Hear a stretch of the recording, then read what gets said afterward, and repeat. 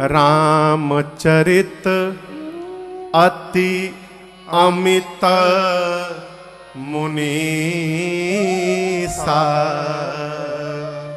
कही न सकही सत कोटि अहिसा। सतकोटि यानी 100 करोड़ शेष नारायण भी राम जी की कथा कहने में सक्षम नहीं है। कितने शेष नारायण? 100 करोड़। करोड़ समझ रहे हैं ना? 10 मिलियन को 1 करोड़ कहते हैं। 10 million is equal to 1 crore. यहां 100 करोड़ शेष नारायण। एक शेष नारायण के पास कितने मुख हैं पता है? शेष नारायण यानी सांप। एक शेष नारायण के कितने फन हैं पता है प्रेमचंद जी? 1000। कितने हैं? 1000 मुख हैं एक शेष नारायण के पास। यदि 100 करोड़ शेष नारायण हो जाए तो कितने माउथ हो गए? करिए गुणा। हारी क्यों मान ले रहे हैं? हार गए। 10 खरब। कितने? 10 खरब। इकाई दहाई सैकड़ा हजार 10,000 लाख 10 लाख करोड़ 10 करोड़ अरब 10 अरब खरब 10 खरब। इतने मुख हो गए। याज्ञवल्क्य जी कहना चाहते हैं यदि 10 खरब मुख लेकर एक एक मुख से बारी बारी कथा कहना प्रारंभ करे शेष नारायण तो उनके 10 खरब मुख समाप्त हो जाएंगे, लेकिन भगवान की कथा पूरी होने वाली नहीं है। इतना विस्तार है। भरद्वाज जी बोले प्रभु यदि 10 खरब मुख के साथ शेष नारायण नहीं कह सकते हैं तो आपके तो एक ही मुख है, आप कैसे कहेंगे? याज्ञवल्क्य जी बोले यही तो बात है भरद्वाज जी।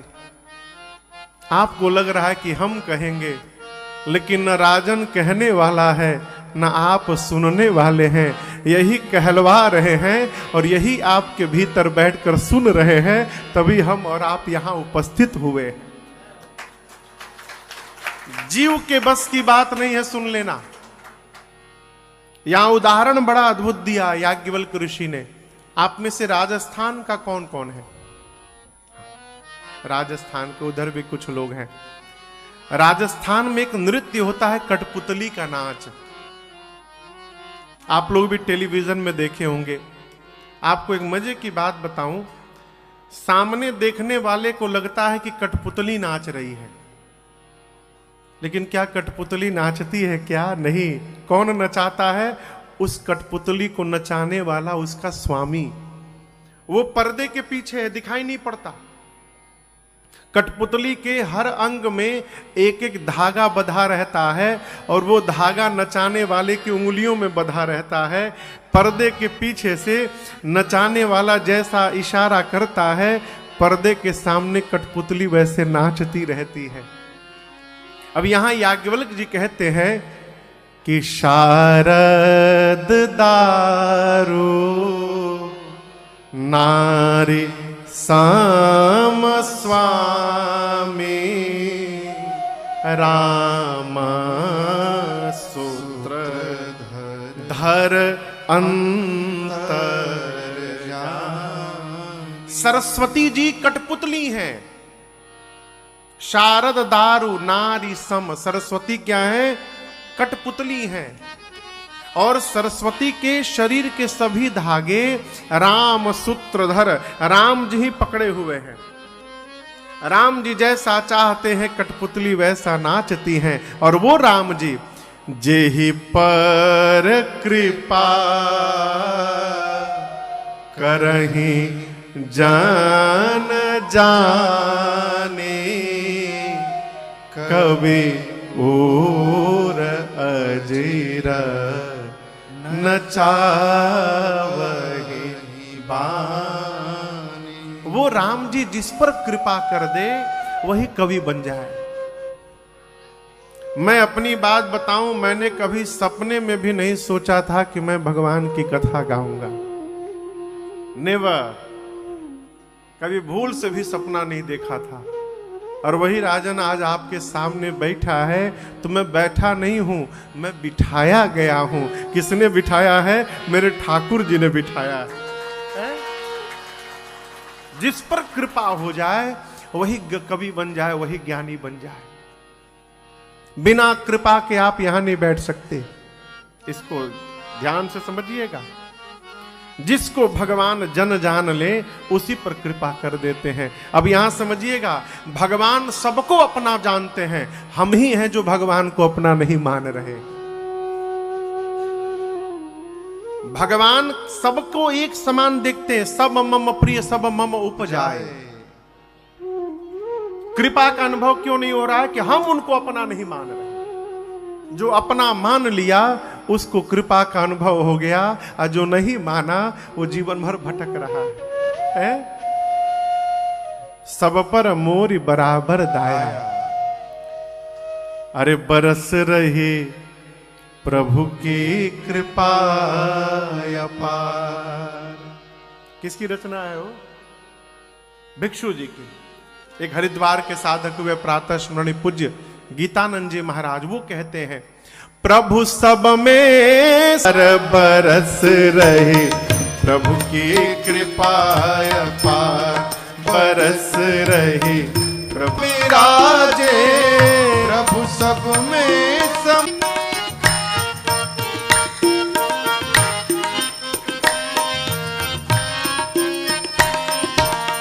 कान मिले सत्संग सुनने को, नैन मिले दर्शन करने को। कान मिले सत्संग सुनने को, नैन मिले दर्शन करने को। कान मिले सत्संग सुनने को, नैन मिले दर्शन करने को। कान मिले सत्संग सुनने को, हाथ मिले सेवा करके नर। हाथ मिले सेवा करके नर पाया पार। हाथ मिले सेवा नर मानव जन्म स्वर बरस रहे प्रभु की। मिली हरि नाम जीभ मिली मनन को, जीभ मिली है श्रवण मनन को। श्रवण मनन निधिध्यासन करके, श्रवण मनन बरस रही प्रभु की कृपा अपार। बरस रही प्रभु की कृपा अपार। ध्यासन करके हो जाए पार पाय पार।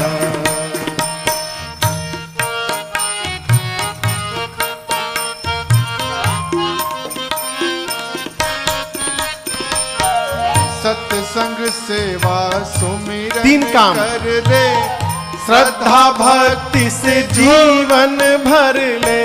सत्संग सेवा सुमिरन कर ले, श्रद्धा भक्ति से जीवन भर ले।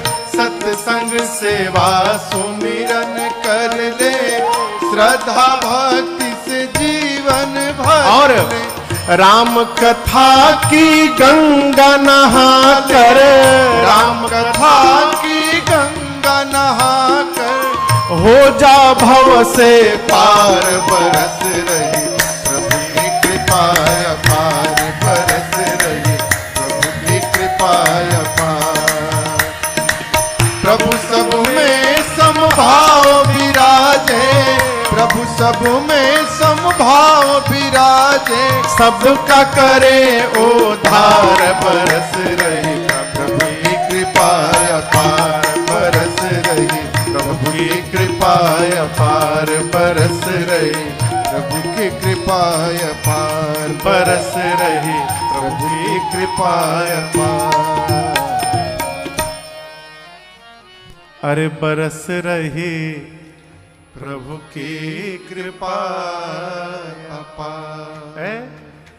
जितना मन निर्मल होगा उतना अधिक भगवत कृपा का जीवन में अनुभव होगा है। याज्ञवल्क्य ऋषि बोले, उन्हीं भगवान श्री राम को स्मरण करके अब मैं आपको राम जी की कथा सुनाऊंगा। कल आपने श्रवण किया गोस्वामी तुलसीदास जी महाराज कथा को तीर्थराज प्रयाग लाए। आज याज्ञवल्क्य ऋषि कथा को प्रयाग से कैलाश लेकर गए। कैलाश का दिव्य शिखर है। कहते हैं जहां भगवान शंकर और मां भवानी जी का सदैव वास है। आपसे एक निवेदन करूं, गूगल ने अभी लगभग साल 1.5 साल पहले अपने हाई रेजोल्यूशन कैमरे से सैटेलाइट के कैलाश का क्लोज पिक्चर लिया, क्लोज व्यू का पिक्चर लिया। ये अभी नेट पर उपलब्ध है पूरी स्टोरी इसकी, आप कभी पढ़िएगा। तो उस फोटो से गूगल ने क्या पाया कि कैलाश पर्वत पर पहाड़ में लाइन से मूर्तियां बनाई गई हैं और मूर्तियों की लंबाई कम से कम 150 फीट है। कितनी लंबी है? 150 फीट लंबी लाइन से कई मूर्तियां बनी हैं। कैलाश पर आज तक कोई चढ़ा ही नहीं, तो यदि कोई वहां चढ़ ही नहीं पाया तो ये मूर्तियों को बनाया किसने वहां पर? ये मैं नहीं बोल रहा हूं, ये गूगल का रिपोर्ट आपको सुना रहा हूं, कभी पढ़िएगा समय मिले तो। गोस्वामी जी कहते हैं कैलाश पर भगवान शंकर और मां भवानी जी का सदैव वास है। उस कैलाश पर एक विशाल बट का वृक्ष है, बट कहे तो बरगद। और उसकी विशेषता देखिए, उस बरगद के वृक्ष के बारे में गोस्वामी जी कहते हैं, नित नूतन सुंदर सब काला,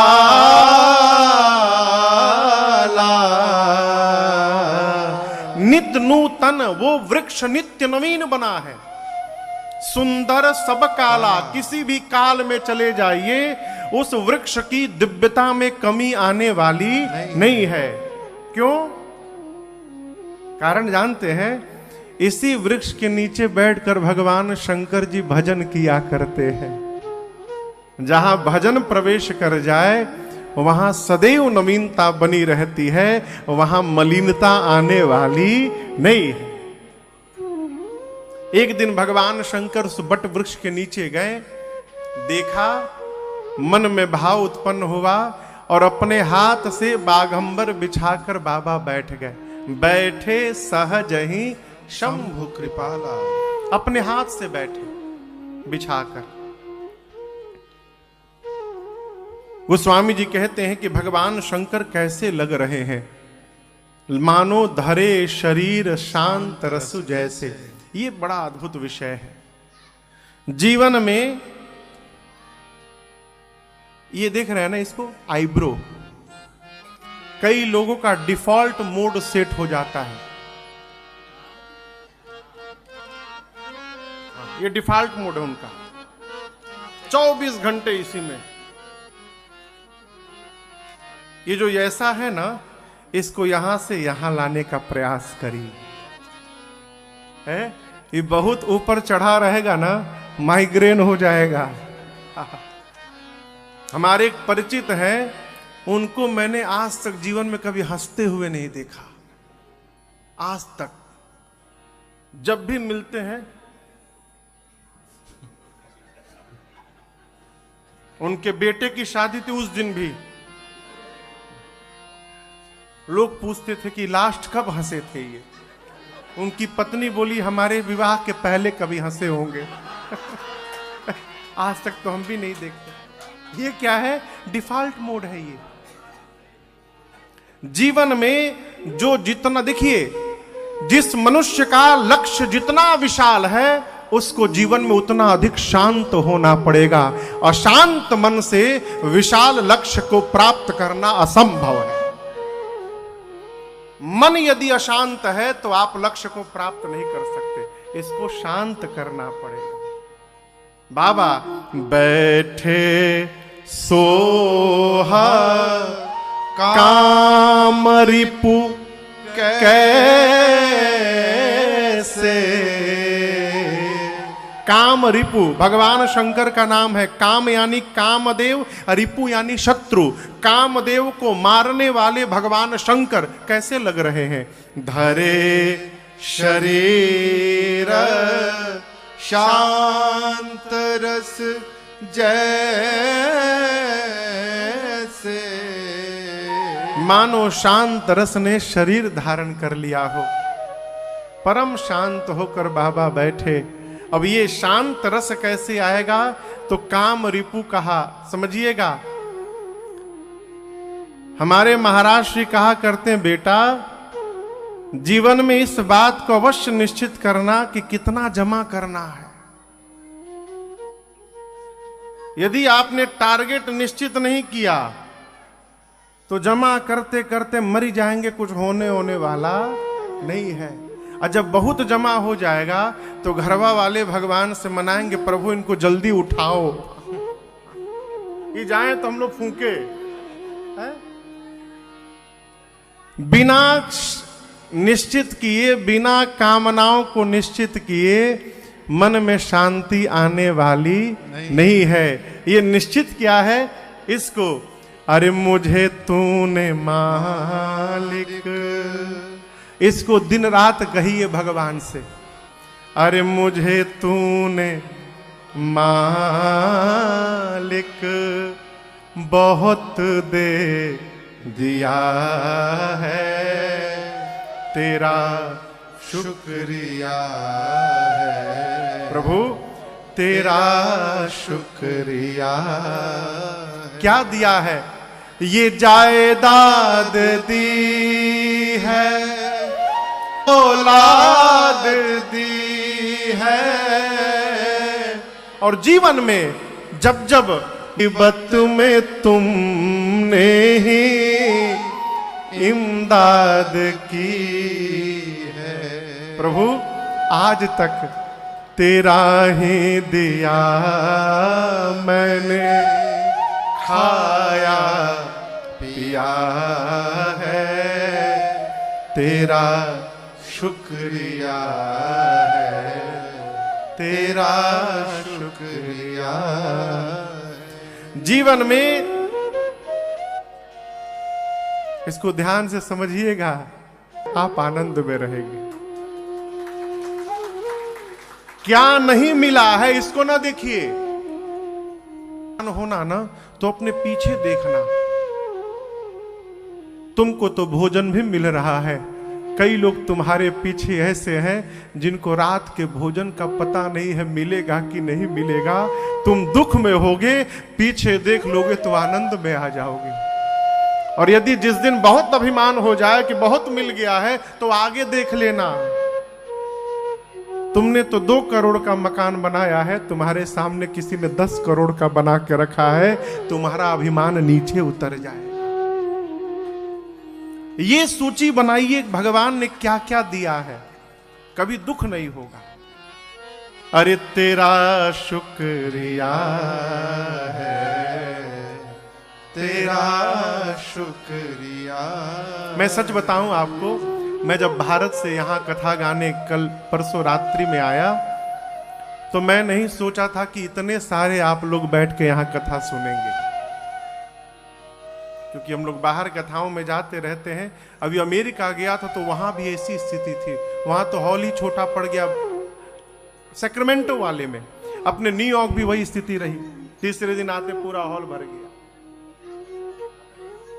इसके बाद भी यदि हम रोएं कि भगवान की कृपा नहीं है तो हमसे बड़ा अभागा कोई मिलने वाला नहीं है। आप अनुभव करिए, अनुभव करेंगे तो मन शांत हो जाएगा। बाबा परम शांत होकर बैठे।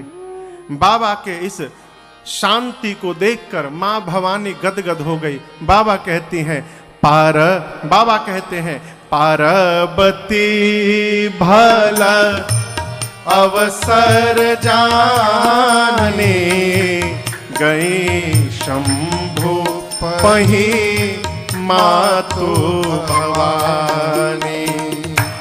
पार्वती भल अवसर जानी, गई शंभु वही मातु भवानी।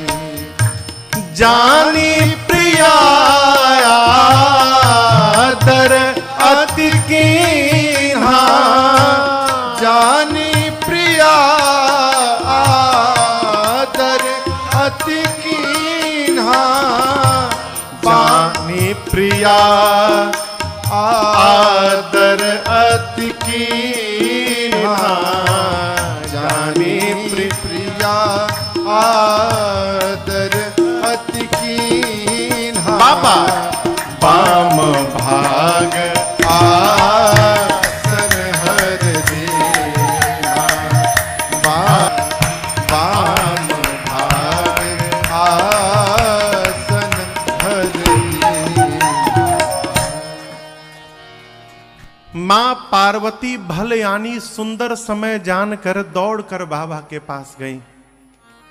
शिव जी ने क्या किया? जानी प्रिया आदर कितना अति कीन्हा। कैसे पता चला? बाम भाग आसन हर दीना। अच्छा, आपसे एक प्रश्न करूं, पति पत्नी में कौन किसका आदर करता है?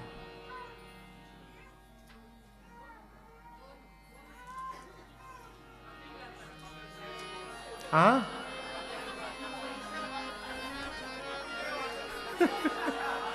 भैया कह रहे पति ही आदर करता रहता है।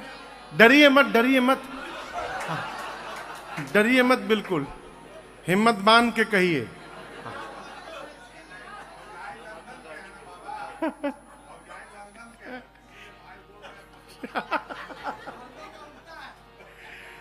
विनोद की बात नहीं, आपसे पूछ रहा हूं कौन किसको आदर करता है। अच्छा आप बताओ, बाप और बेटे में बड़ा कौन है? पिता। छोटा कौन है? बेटा। छोटे बड़े में कौन किसका आदर करेगा?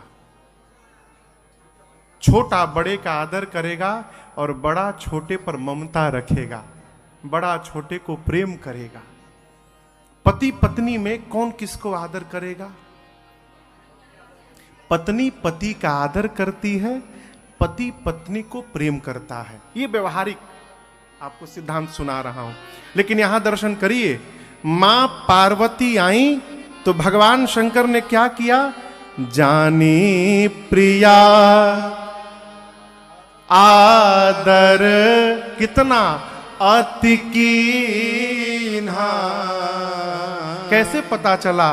बाबा ने बाम भाग आसन हर दे। श्री रामचरितमानस में दो ऐसा स्थान है जहां बड़े ने छोटे का आदर किया। एक यहां पर भगवान शंकर ने पार्वती जी को आदर किया, और जब विश्वामित्र जी राम जी को लेने आए हैं तो महाराज दशरथ ने राम जी को बुलाया। अति आदर दो तनय बुलाए। वहां महाराज ने राम जी का आदर किया। क्यों किया? भगवान शंकर ने यहां दर्शन करिए। सिद्धांत कहता है यदि हमारा छोटा भी श्रेष्ठ कार्य को करने जा रहा हो तो हमको अपने छोटे का भी आदर करना चाहिए, ये कथा कहती है। भगवान शंकर जानते हैं कि आज पार्वती जी आई हैं तो मुझसे राम जी की कथा पूछने वाली हैं, और मैं राम जी की कथा सुनाऊंगा तो इस कथा से पूरे विश्व का कल्याण होने वाला है। आज भवानी पूरे विश्व का कल्याण कराने आई हैं, इसलिए बाबा ने मैया का आदर किया है। परिणाम वामांग में स्थान दिया। कल सती जी को भगवान शंकर ने कहां बिठाया था? सामने आज पार्वती जी को वामांग में खोया हुआ स्थान प्राप्त होता है ना, तो बड़ा आनंद आता है। जैसे कोई एक बार विधायक हो गया, अगली बार हार जाए। एक बार विधायक होके 5 साल विधायक रह के अगली बार हार जाए, अब फिर 5 साल बाद फिर जीत जाए, तो पहली बार जीतने में जितनी खुशी नहीं मिलती उतनी खुशी दूसरी बार मिलती है। मां को खोया हुआ स्थान प्राप्त हुआ, मां गदगद हो गई। पार्वती जी ने यहां भगवान शंकर से कहा, प्रभु आप मेरे नाथ हैं, आप विश्व के नाथ हैं। चलने वाले पशु पक्षी जीव जंतु, न चलने वाले पेड़ पौधे झाड़, आप सबके स्वामी हैं, सब आपकी सेवा करते हैं। आप जोग ज्ञान वैराग्य कला के धाम हैं, आप अंतर्यामी हैं नाथ। यदि आप सत्य में पार्वती को अपनी दासी समझते हैं तो आप मेरे मन के भ्रम को आज समाप्त कर दीजिए। बाबा बोले आपको भ्रम है? पार्वती जी बोली इस जन्म का नहीं है, ये पिछले जन्म वाला कैरी फॉरवर्ड हो गया। पिछले जन्म का भ्रम अब तक समाप्त हुआ नहीं है प्रभु। राम जी शंकर जी पूछे कौन सा भ्रम है? अब यहां देखिए, मां ने बाबा से 4 बातें कही हैं। भगवान को पाने के कितने साधन हैं आपको पता है? 4। मेरे साथ बोलिए, नाम, रूप, लीला और धाम। नाम, रूप, लीला, धाम, ये 4 माध्यम है जिनसे भगवान मिल सकते हैं। या तो नाम के भरोसे हो जाइए, अथवा भगवान को देखने के भरोसे हो जाइए, अथवा भगवान की कथा सुनने के भरोसे हो जाइए। और ये तीनों नहीं कर पा रहे हैं तो भगवान के धाम में बसने के भरोसे हो जाइए, आपका बेड़ा पार हो जाएगा। ये 4 माध्यम। मां ने चारों में संशय किया। पहला संशय, मां कहती हैं, प्रभु जे मुनि परमारथ बादी, कहाँ ही राम कहूं ब्रह्म अनादि। मां ने कहा, प्रभु जो मुनि परमार्थ तत्ववेत्ता हैं, दिन रात भजन करते हैं, वो कहते हैं राम जी ब्रह्म हैं। ये भगवान के रूप को लेकर संशय है। ब्रह्म का जन्म नहीं होता, ब्रह्म अजन्मा होता है। यदि राम जी ब्रह्म है तो उनका जन्म कैसे हो गया, रूप कैसे मिल गया? दूसरा, शेष शारदा वेद पुराना, सकल करहि रघुपति गुण गाना। शेष सरस्वती वेद पुराण भगवान की लीला का गुणगान करते हैं। यदि राम जी ब्रह्म हैं तो ब्रह्म जन्म नहीं लेता, जन्म नहीं लेते तो उनकी लीला कहां से हो गई? तीसरा प्रश्न, तुम पुनि राम राम दिन राते, सादर जपहु अनंग अराती। आप दिन रात राम राम राम राम यहां जपते हैं प्रभु। रूप में संशय हुआ, लीला में संशय हुआ, अब ये नाम के प्रति जो जन्म ही नहीं ले सकता उसका नामकरण कैसे होगा? आप राम राम जपते हैं, अब बचा धाम। कहते हैं प्रभु राम सो अवध नृपति सुत सोई, की अज अगुण अलख गति कोई। क्या राम जी अयोध्या में रहने वाले महाराज दशरथ के आंगन में खेलने वाले राम जी हैं कि कोई दूसरे राम है? यदि राम जी ब्रह्म है तो ब्रह्म एक राजा का बेटा कैसे बन गया? और यदि राम जी राजपुत्र हैं तो एक जन्म लेने वाले राजा के बेटे को आप लोग ब्रह्म क्यों बोल रहे हैं? पिछले जन्म में उनकी लीला देखकर, इस जन्म में उनकी महिमा सुनकर मेरे मन में भ्रम हो गया है। यहां पार्वती जी ने प्रश्न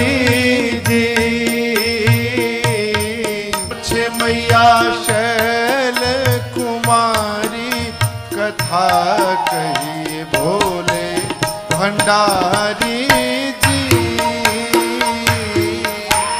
पूछे मैया शैल कुमारी, कथा कही भोले कुमारी। पहला, कैसे गुण बपुधारी ब्रह्म बने अवध बिहारी, कथा कही भोले भंडारी, कही भोले भंडारी जी। पूछे मई और पूछे कैसी कथा कैसे ब्याहे जनक दुलाई जी। कही निर्गुण सगुण क्या किया गया रास को में ले भंडारी, कथा कही भोले कुमार।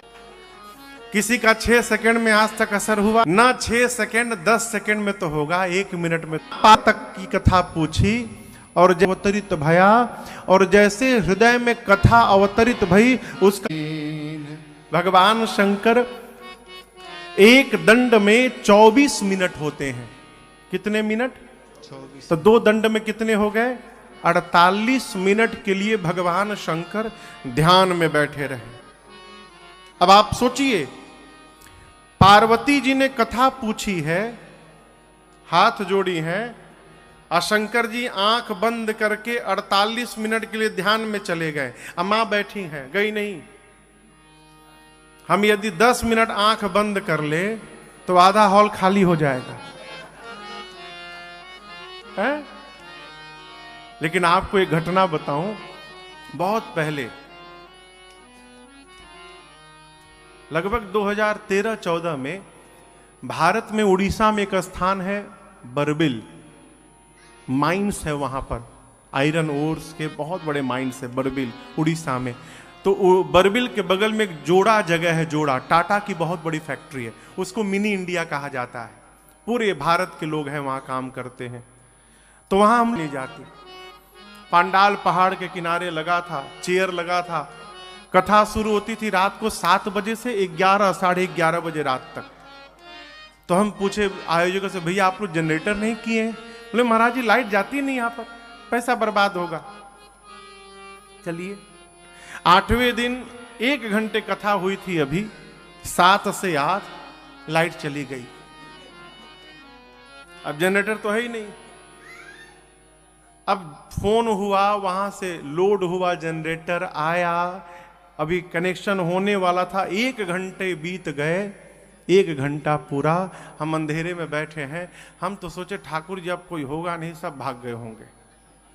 लेकिन आपको बोलूं, जब लाइट आई तो जितने लाइट जाते समय थे लोग, उससे अधिक जब लाइट आई तब पंडाल में लोग बैठे थे।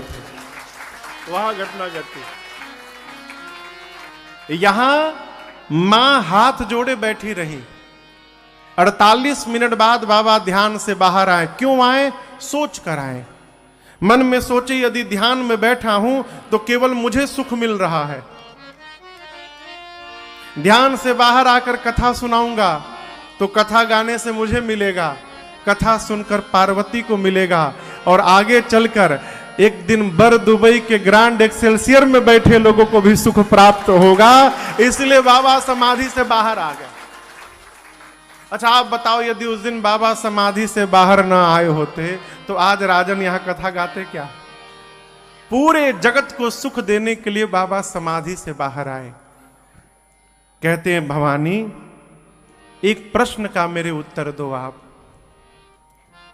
कोई यदि कमरे में सोया हो और बिजली ना हो, अंधेरे में बिस्तर से पांव नीचे रखे और एक मोटी रस्सी पर उसका पांव पड़ जाए, कैसा लगेगा?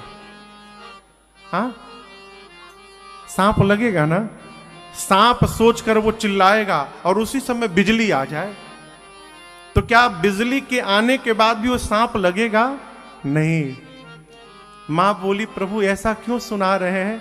बाबा बोले देवी, जिस प्रकार प्रकाश के अभाव में वो झूठी रस्सी ही सर्प जान रही पड़ रही थी, उसी प्रकार राम जी मेरे वो प्रकाश हैं, जब तक जीव मेरे राम जी को नहीं जान लेता उसको ये झूठा संसार ही सत्य दिखाई पड़ता है, और जो भगवान को जान लेता है ये झूठा संसार समाप्त हो जाता है।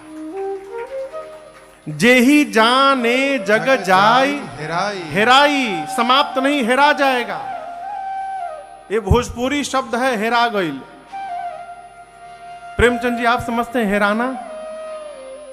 हेरा गया, हेरा गया मतलब ना ना ना, यही तो बात है। भिला गईल, कहीं धरा गईल।